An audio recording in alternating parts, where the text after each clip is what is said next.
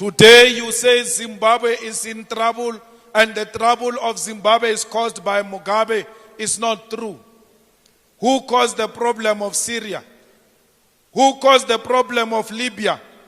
Who's causing the problem of Venezuela, Afghanistan, and Iraq?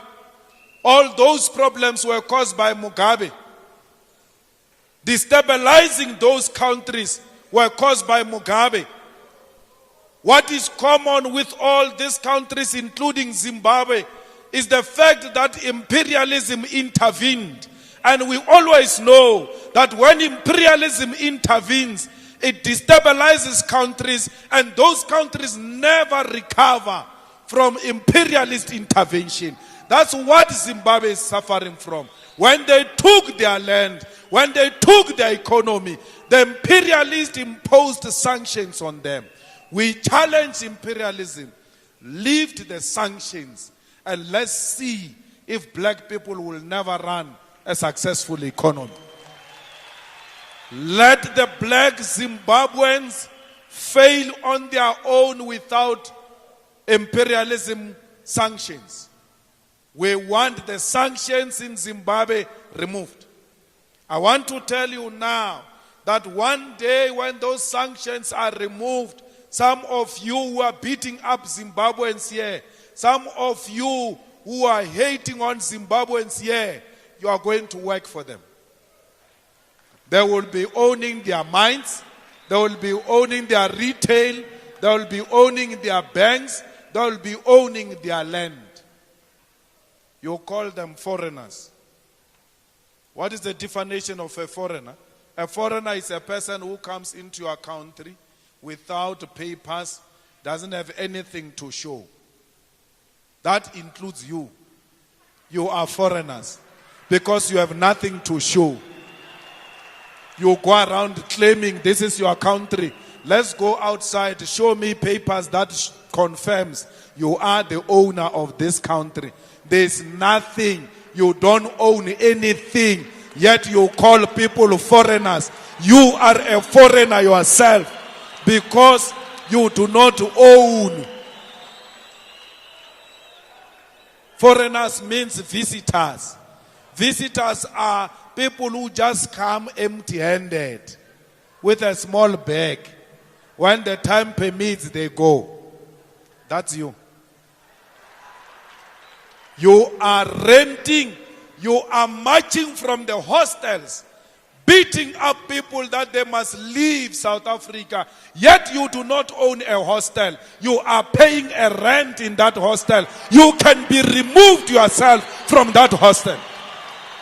You are telling people to leave your country. You come from an apartment. You come from a flat. You come from a house. You have no paper. When you return back home after taking out Zimbabweans, the white man will be at the door showing you the way out of the rented flat, out of the rented house, out of the rented apartment. You have nothing to show. Yet you claim this is your country. You have nothing. You are defending a white man's property. This South Africa is owned by a white man. This South Africa is controlled by the white man. Don't tell me this is your country. When people are burning buildings, you are rushing, protecting them. Those are not your buildings. Those are white man's buildings. You have nothing. Stop hating on your future employers. These people are going to hire you. They are the most polite people. Even when they are educated, they still work for small jobs that pay nothing. They don't have pride. They know that you have to work to serve and feed your families. That's why they are here.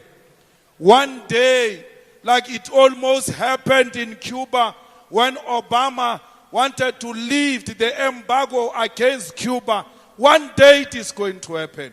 I pray to the ancestors of the revolution that it happens when I'm still alive. so that I can replay these videos and say, I warned you about harassing your future employers.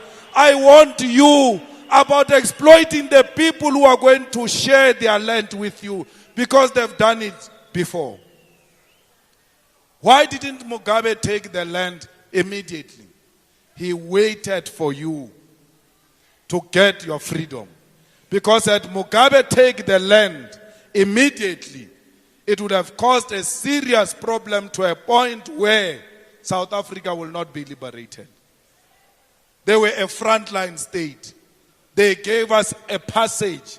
They accommodated us. We stayed in their homes. They gave us food. They gave us shelter. They never called us names. Today it's our turn to say thank you. We become animals.